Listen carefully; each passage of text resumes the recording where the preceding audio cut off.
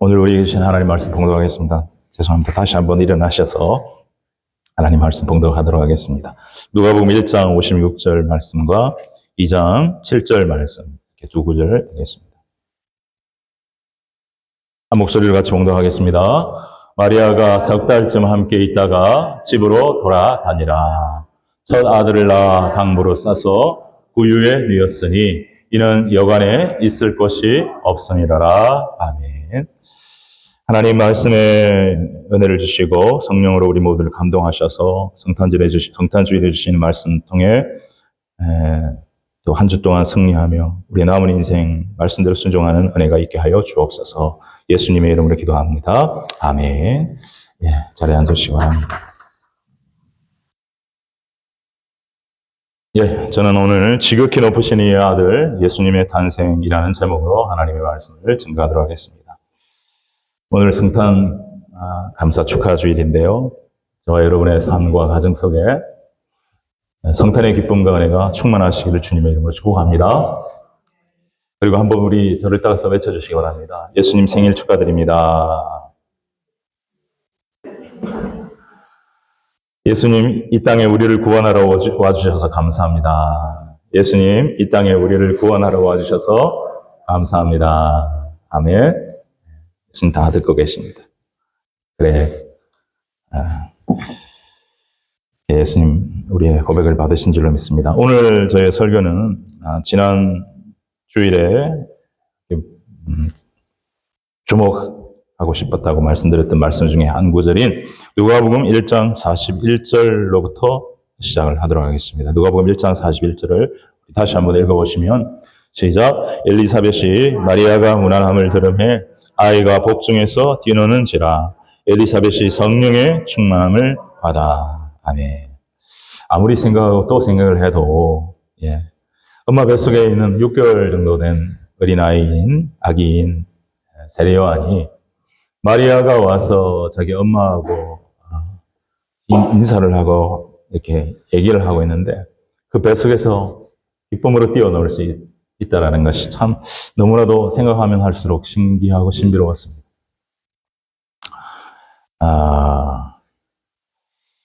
그것은 바로 모태에서부터 성령으로 충만하게 됨을 받으리라 하신 그 천사를 통한 하나님의 말씀이 이루어져서 성령으로 그렇게 기뻐하고 뛰놀게 된 줄로 믿습니다.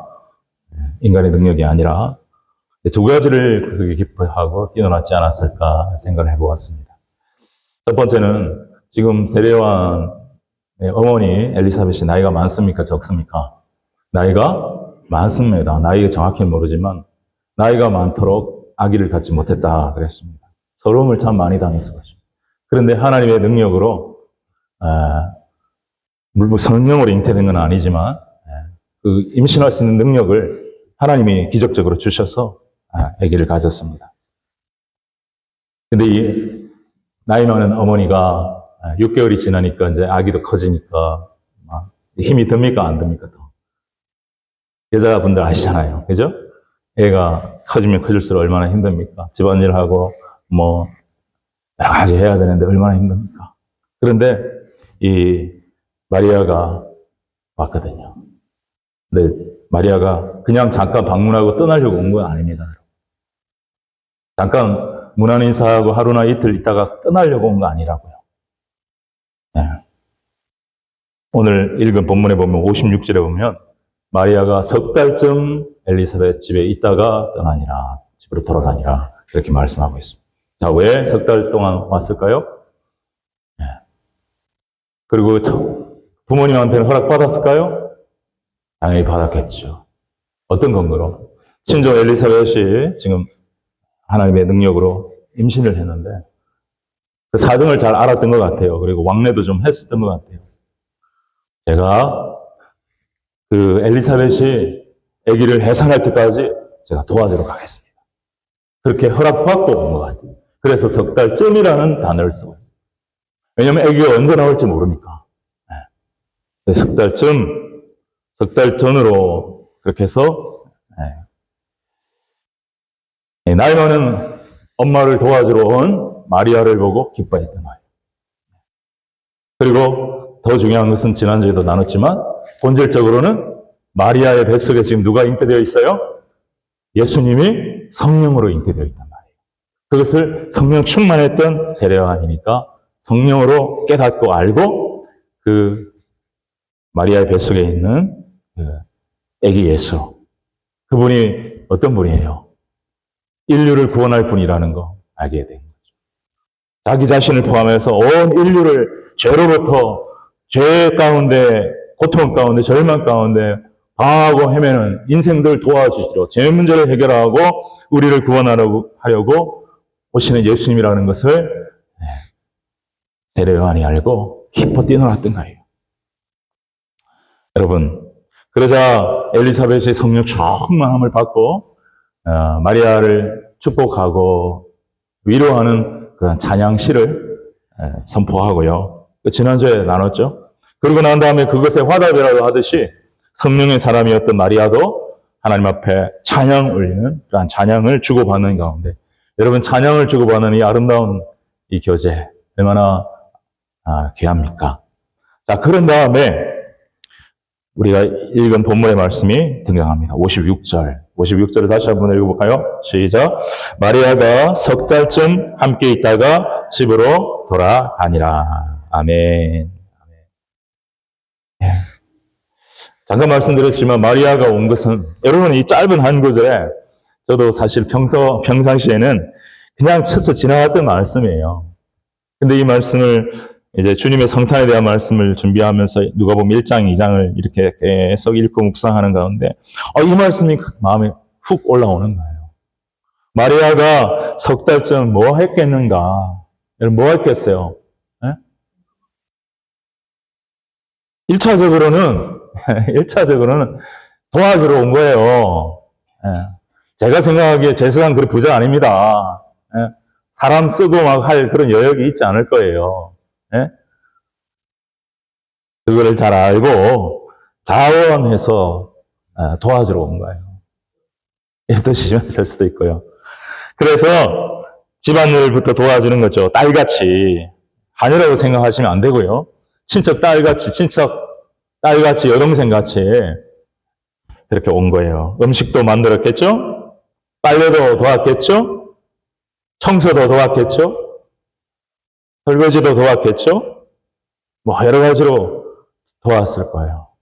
나이가 많았던 엘리사벳은 그런 마리아의 도움이 아마 너무나도 고마웠을 겁니다. 그렇죠? 네.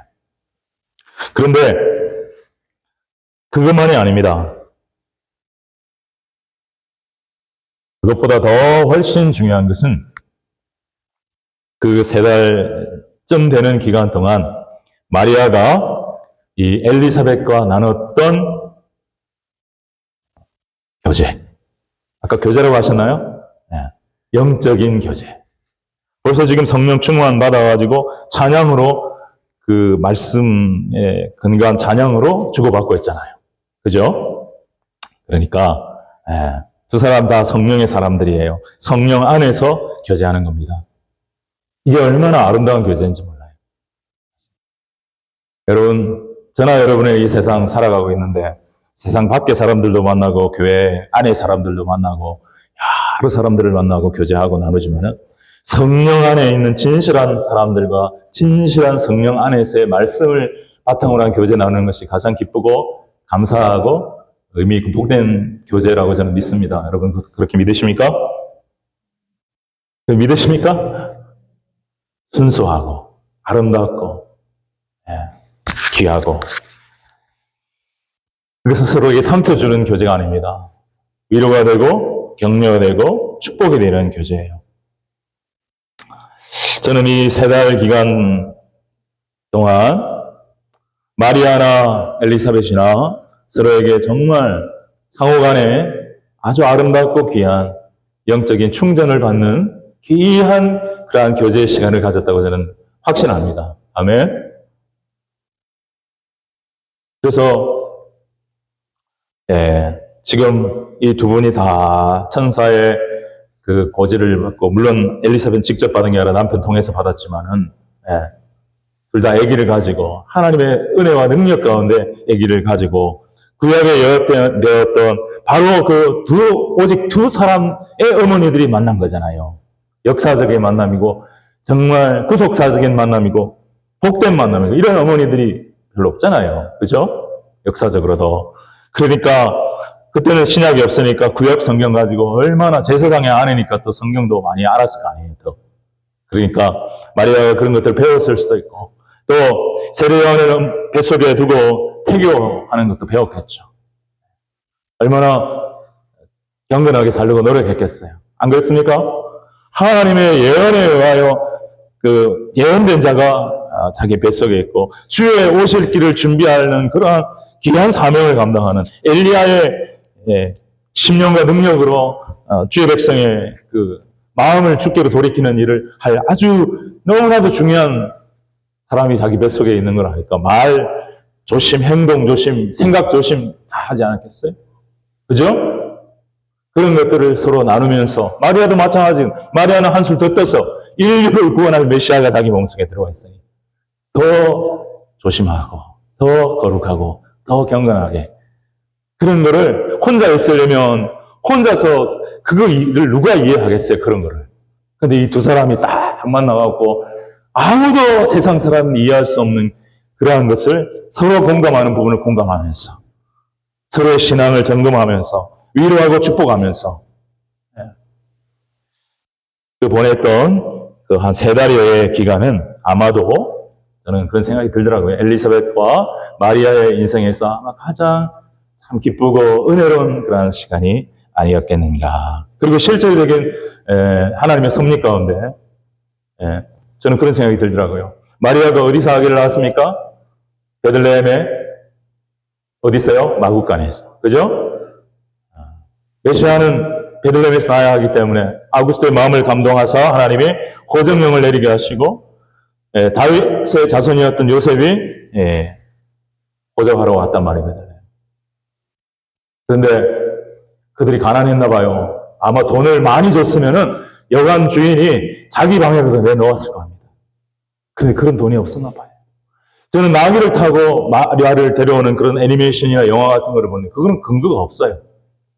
그렇게 했다는 게 없어요, 성경에. 그냥 상상이에요.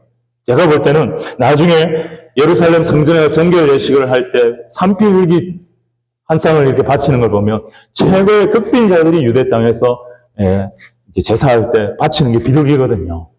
돈이 없었어요. 그래서 여관도 못 잡고 그러다가 겨우 마구간에서 아기를 출생했단 말이에요. 결코 그렇게 낭만적인 크리스마스가 아니에요. 고통스럽고 산파를 불러 도움을 받았을 가능성은 있습니다만 성경은 말하고 있잖아요. 그러나 그 3개월 이제 6달 지났고 7달, 8달, 9달 해산할 때까지 그 과정을 마리아가 옆에서 지켜보고 도우면서 해산하는 것까지 다 지켜보면서 하나님은 마리아가 해산할 수 있는 것을 경험시키고 준비시켰다. 그런 생각이 들더라고요. 왜? 우리 하나님은 굉장히 치밀하고 선하시고 좋은 하나님이시기 때문에. 여러분 믿습니까? 그래서 그런 해산할 준비를 다 또 하는 준비까지 할 수 있는 시간이 아니었겠는가 하는 생각을 해봅니다. 마리아는 노동적으로도 봉사를 했습니다. 헌신을 했습니다. 뭐 계약을 한 것도 아니고요. 싹쓸 바라고 하는 것도 아니고 대가를 바라는 것도 아니고 그저 기쁨으로 그렇게 헌신하고 봉사했습니다. 그런데 나중에 심는 대로 거두는 하나님의 말씀이 그대로 이루어졌습니다. 하나님 그대로 더 많이 갚아주셨습니다. 어떻게 갚아주셨죠? 동방박사가 와갖고 뭘 줬어요? 황금, 유향, 모략, 엄청난 값어치 있는 것들을 해서 애굽에 피난 갔을 때 그거 갖고 살 수 있다. 네. 자, 여러분. 자, 이렇게 이제 석 달이 지나고 다시 나사렛으로 돌아왔는데, 여기서 제가 하나 적용하면서 큰 은혜 받은 게 있는데, 자, 사랑하는 여러분, 여기에도 보면 우리 집사님하고 따님 여기 앉아 있는데, 예. 저는 축복합니다. 여러분의 딸과 어머니와 딸이 이런 엘리사벳과 마리아와 같은 아름다운 친밀한 사랑의 관계, 영적 교제를 나눌 수 있는 서로에게 영적인 도전이 되고 위로가 되고 격려가 되는 그런 아름다운 관계가 되기를 주님의 이름으로 축복합니다. 여기는 그런 사람 없는데 시어머니와 며느리도 그렇게 될 수 있어요. 우리는 그 예를 나오미와 룻을 통해서 알 수 있지 않습니까? 여러분, 우리 시어머니, 얼마나 한국 사람들, 여자분들이 싫어하는지, 시자 들어가는 거 먹지도 않는다 그러죠. 시금치는 거 쳐다보지도 않는다 그러죠. 예? 그렇지만, 나오미와 룻같이 아름다운 딸보다 더 귀한 아름다운 걸 우리 룻교에서 볼 수 있는데요. 저희 교회의 며느리와 시어머니가 이러한 엘사벳과 마리아 같은 그런 아름다운 영적 교제를 나눌 수 있는 축복된 그런 교제가 될 수 있기를 주님의 이름으로 축복합니다. 그리고 더 나아가서 자매와 자매끼리, 우리 성도 사이의 자매들끼리 안 그렇습니까? 그러면 형제는 뭐 불가능한 거 아닙니다. 형제들도 가능합니다. 형제들끼리. 여러분, 세상에서 제일 좋은 교제는요, 아까도 말씀드렸듯이 성령 안에서 말씀을 근거로 한 서로에게 위로와 축복이 되는 영적 교제임을 믿습니다. 우리 교회에 그런 아름다운 영적 교제가 풍성하게 되는 그런 축복이 우리 교회 가운데, 우리 성도님들의 가정들 가운데 있게 되기를 우리 주 예수님의 이름으로 축복합니다. 꿈꾸는 거예요. 꿈꾸고 사모하고 기도하는 거예요. 예. 그래서 이제 해산을 다 마치고 축복하고 기뻐하고 이제 집으로 돌아갔죠. 그랬더니 요셉이 마리아를 딱 보니까 배가 불러 있어요. 지금 한 3개월 지나니까요. 배가 이제 좀 불러지기 시작했잖아요. 그때 캐치를 한 거예요. 그때까지는 아직 몰랐나 봐. 그게 마태복음에 나오거든요. 실망도 했겠고 그런 여자가 아닌데 그러다가 그는 의인이라 가만히 끊고자 하여 그랬잖아요. 파혼하고 말아버려야지. 저걸 밝혀냈다가 저 돌 맞아 죽는데 사랑했기 때문에 덮어주려고 파혼하려고 했는데 밤에 누가 나타났어요? 천사 나타났잖아요. 그죠? 뭐 처음 듣는 얘기예요? 여러분 다 아시잖아요. 예, 요셉아 마리아 데려오기를 두려워하지 말라.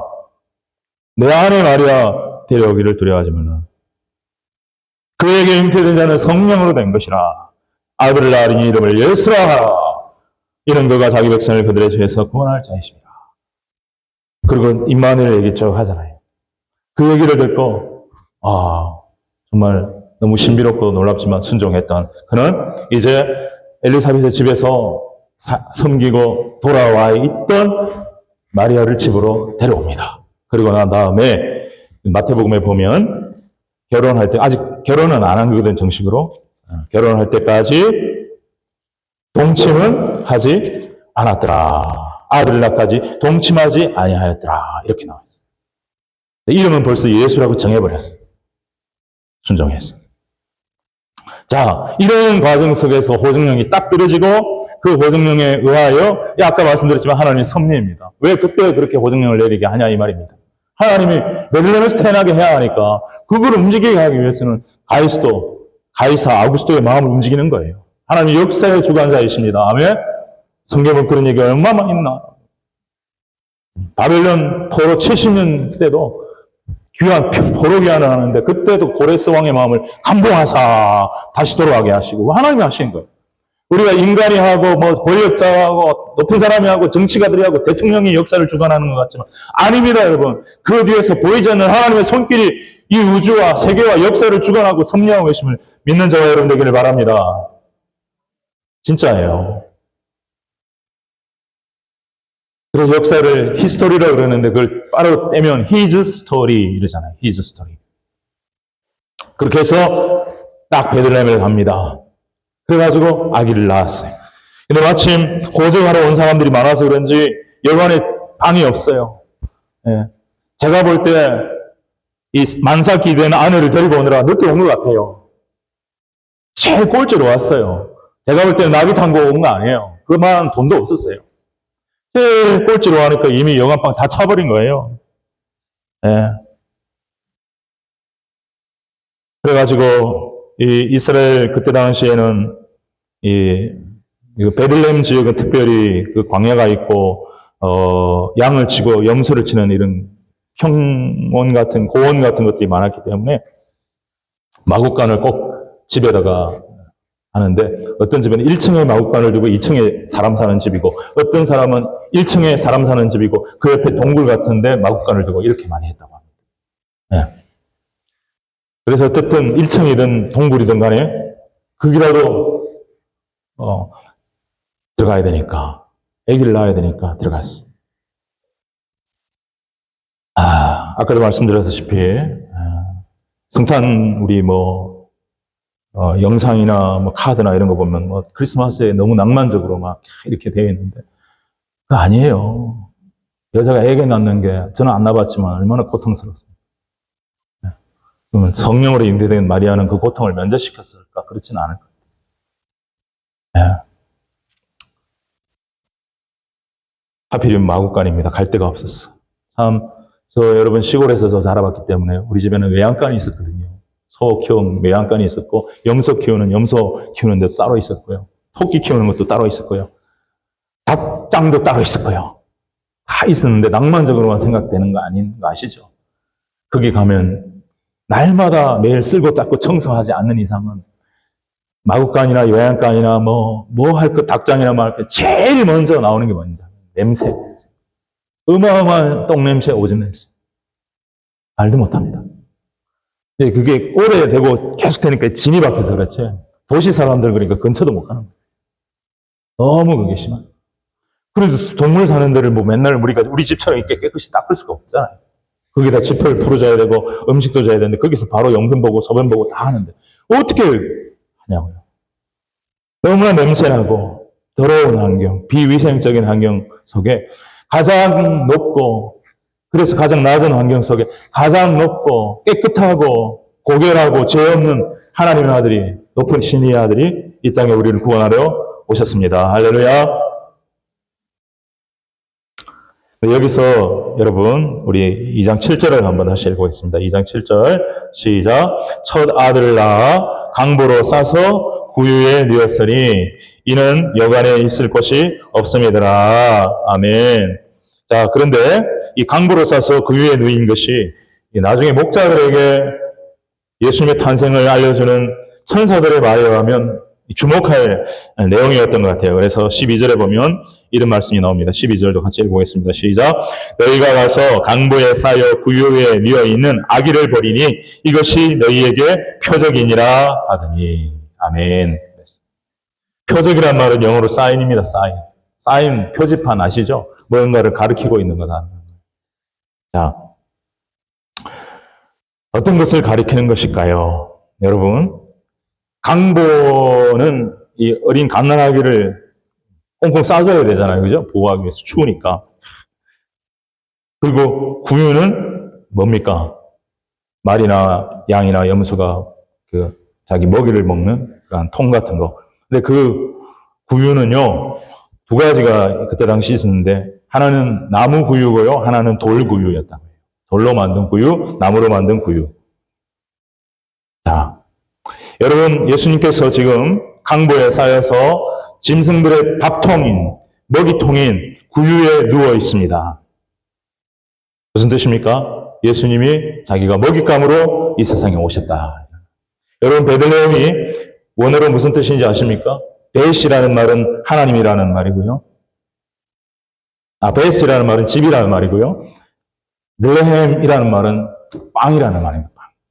빵집, 떡집. 우리는 떡으로 번역하지만 원래는 빵이. 그 사람 떡 안 먹죠. 빵집이라는. 빵집에서 누가 태어나셨어요? 메시아가 태어났는데 그 메시아신 예수님께서 요한복음 6장에서 자신을 뭐라고 소개하냐면 나는 생명의 빵이다, 떡이다. 그렇게 소개를 하셨어요. 요한복음 6장 51절을 같이 읽어볼까요? 요한복음 6장 51절 시작. 나는 하늘에서 내려온 살아있는 떡이니 살아있는 빵이니 사람이 빵을 먹으면 영생하리라. 내가 줄 떡은 곧 세상의 생명을 위한 내 살이니라. 아멘. 예수님은 내 살을 나를 먹으라. 내가 생명의 떡이니 나를 먹으라. 나의 살을 먹으라. 나의 피를 마시라. 자, 이렇게 하셨어. 그래야 영생이 있다. 십자가를 믿어야 된다. 자, 그런 의미죠. 강보에 쌓여있는 이 아기, 그리고 구유에 누워있는 아기. 그런데 여러분, 구유가 돌구유였을까요? 나무구유였을까요? 제가 찾아봤어요. 연구해봤어요. 그랬더니 베들레헴 지역은요, 그 예루살렘도 그렇지만 석회암이 많이 나고 동굴이 많은 지역이에요. 그리고 예수님도 어디다 묻었다 했죠? 바위로 된 무덤 속에. 그죠? 바위를 뚫고 만든 새 무덤. 돌이 많았던 지역이라 화강암이 많은 지역이었대요. 그래서 이 돌로 구유를 만드는 게 보편적이었대요. 나무는 조금 이제 좀 간혹 쓰이긴 했지만, 그리고 돌이 또 사실 위생적으로는 그래도 좀 더 나았대요. 돌은 물로 좀 씻으면 되니까. 자, 여러분, 예수님이 상상해 보십시오. 강보에 쌓여서 똘똘 이렇게 감겨져가지고 돌 구유에 누워 있습니다. 이것이 가리키는 게 있다. 이게 뭡니까? 뭘 가리키는 것일까요? 여러분?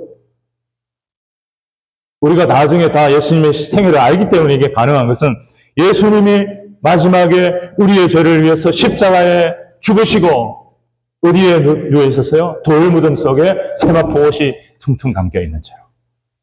자, 같이 한번 읽어보겠습니다. 우리 누가복음 23장 52절, 53절 시작.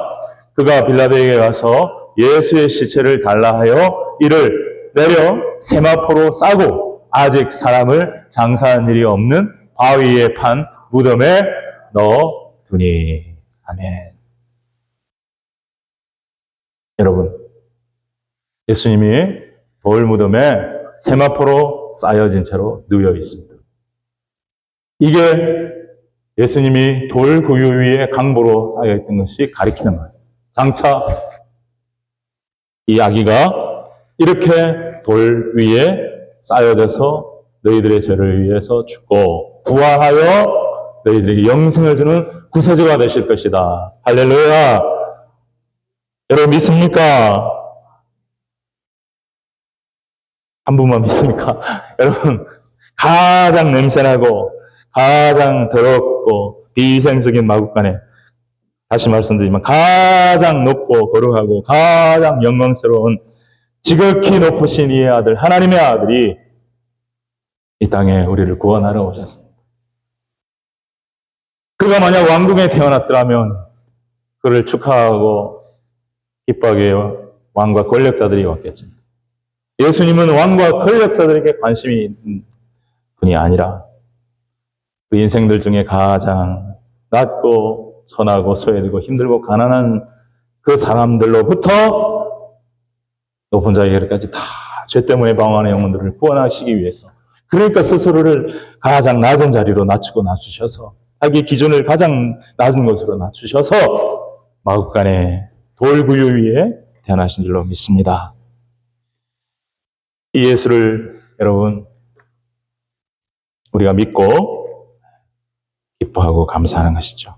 자, 이제 마지막으로 이 아기 예수님의 탄생에 대해서 사람들이 어떤 반응을 했는가를 잠깐 살펴보도록 하겠습니다.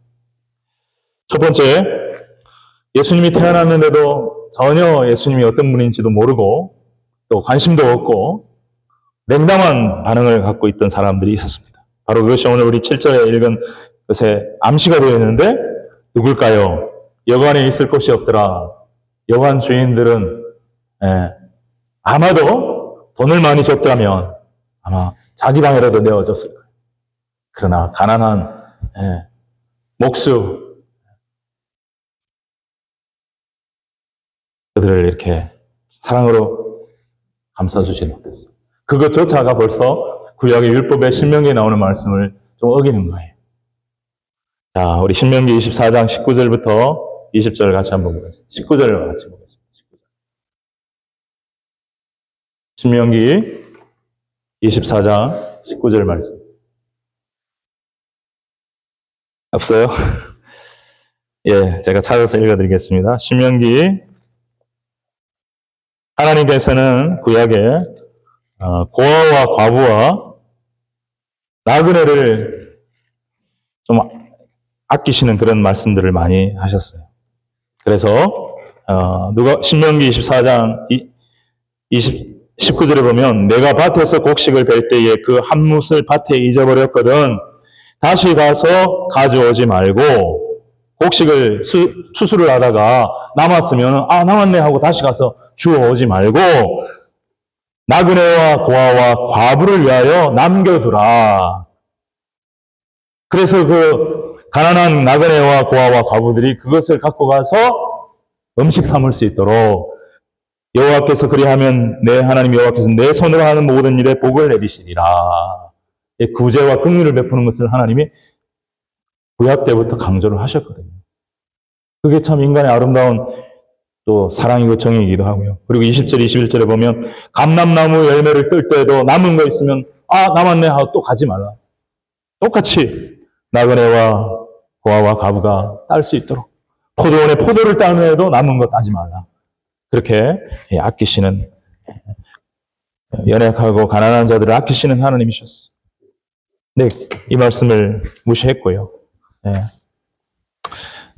또 중요한 것은 그 산모 마리아 뱃속에 그 베들레헴에서 탄생하기로 예언되어 있던 메시아가 태어나올 줄은 그들은 전혀 몰랐다.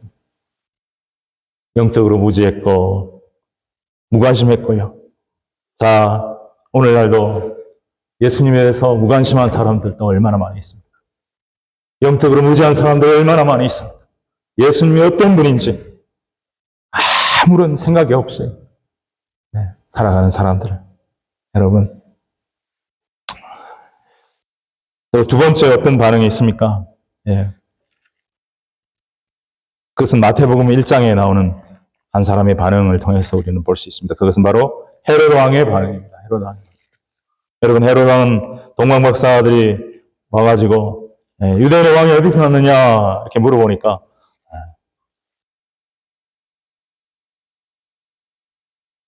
박사들을 부르고 또 자기 이렇게 말씀을 아는 사람들을 불러가지고 베들레헴입니다. 하면서 베들레헴 당신들 먼저 가서 그 어딘지 우리한테 알려주면 내가 가서 경배하겠습니다. 근데 헤롯 왕은 권력욕에 가득한 사람이고 굉장히 잔인한 사람이었기 때문에 유대인의 왕이 난다고? 이건 있을 수 없는 일이야. 내가 가만히 놔둘 수 없지. 싹을 잘라야 해.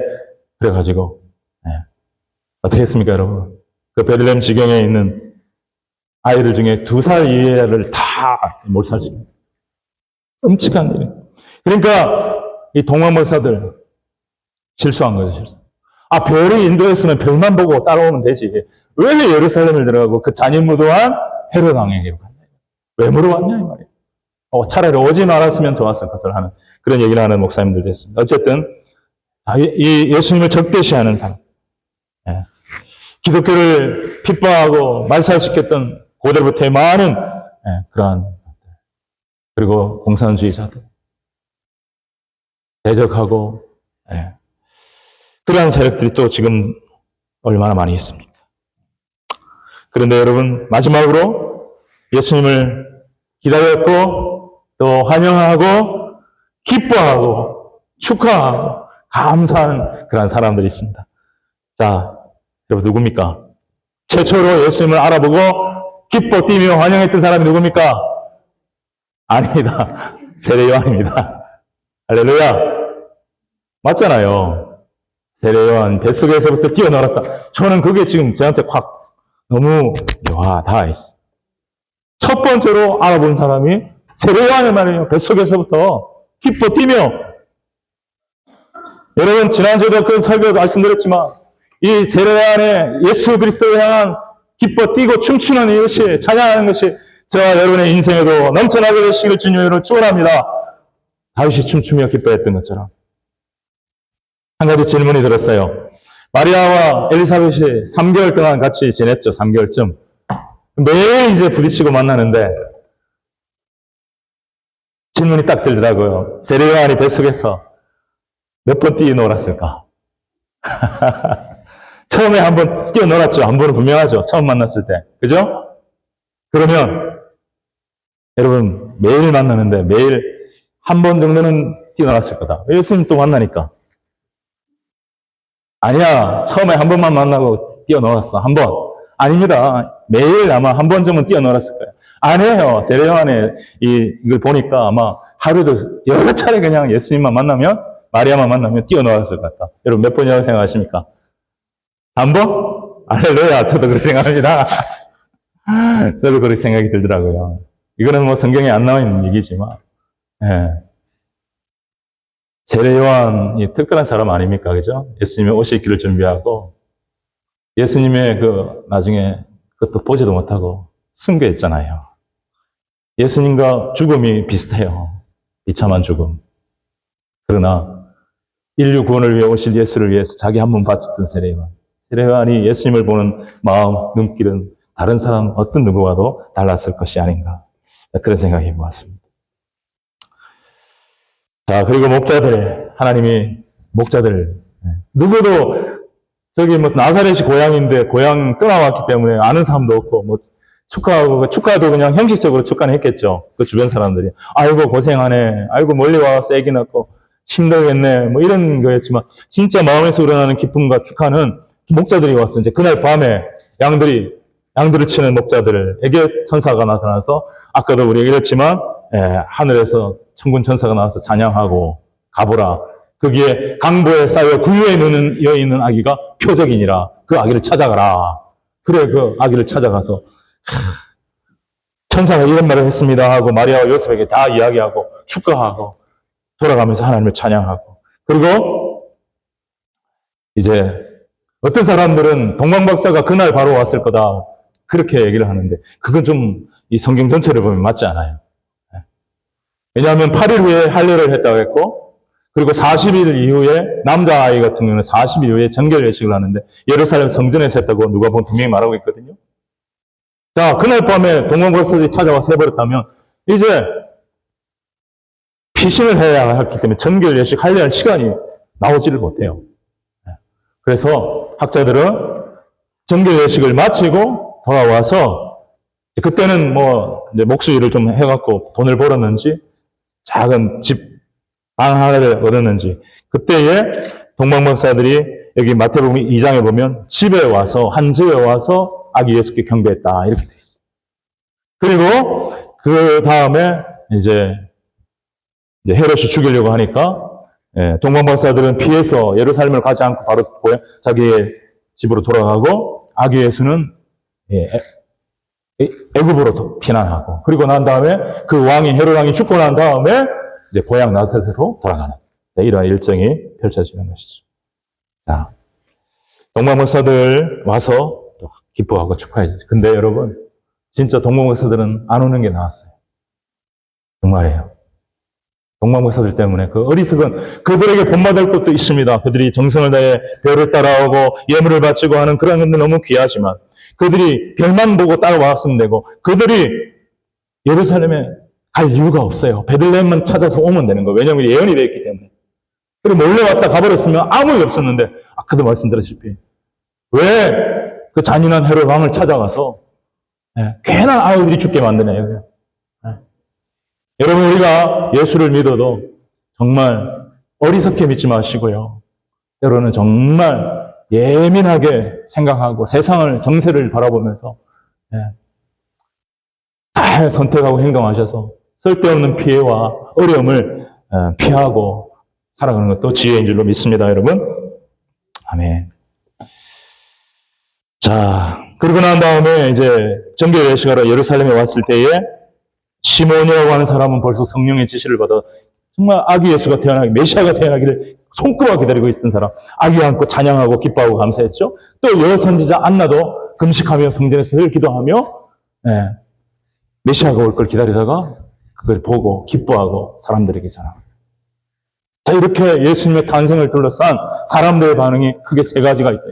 무지하고 냉담하고 무관심한 반응. 또 한 가지 반응은 분노하고 적대시하고 죽이려고 하는 반응. 그리고 마지막 반응은 기뻐하고 감사하고 환영하고 축하하고 축복하는 반응. 사랑하는 여러분, 여러분의 반응은 축복하고 축복하고 기뻐하는 반응이 되시기를 주님의 이름으로 축원합니다. 예수 믿지만 아직도 예수님에 대해서, 탄생에 대해서 기쁨이 없고 별로 관심이 가지지 않는다. 그건 진정한 예수 믿는 것이 아니죠. 여러분, 말씀을 정리하겠습니다. 마리아와 엘리사벳이 가졌던 그 아름다운 영적 교제가 저와 여러분 속에, 우리 가정들 속에, 우리 교회 속에 아름답게 있게 되기를 주님의 이름으로 축원합니다. 정말 축원합니다. 가장 높고 거룩하고 깨끗한 분이 가장 낮고 천하고 더러운 곳에 오셨습니다. 왜? 가장 낮고 천하고 더러운 죄 가운데 사는 인생들을 구원하시기 위해서. 그 길만이 온 인류를 구원하는 유일한 길이었기 때문에 길이요 진리요 생명 되신 예수, 우리를 구원하러 이 땅에 가장 낮은 곳에 임하신 것이 바로 성탄인 줄로 믿습니다. 그는 강보에 쌓여 돌굴 위에 누워 있었습니다. 그는 십자가에서 우리의 죄를 위해 죽으시고 세마포에 쌓여 돌 무덤에 갇혔습니다. 누워 있었습니다. 바로 그 예수님의 십자가의 죽음과 부활만이 죄인된 우리의 죄를 도말할 수 있고 구원으로 이끌 수 있고 하나님의 자녀로 만들 수 있는 유일한 길임을 믿는 저와 여러분 되기를 축복합니다. 우리는 그렇기에 그 사실을 알고 있기에 예수님의 탄생을 더욱더 귀히 여기고 기뻐하고 감사하고 축하하고 축복하고 예수 믿는 우리들은 서로서로 예수님이 이 땅에 오신 것을 정말 귀하게 여기고 우리를 구원하고 오신 예수님을 감사하면서 찬송하면서 그 예수님의 마음을 품고 예수님의 사랑을 가지고 이 세상을 살아가는 저와 여러분이 되어야 될 줄로 믿습니다. 기도하겠습니다. 하나님, 오늘 이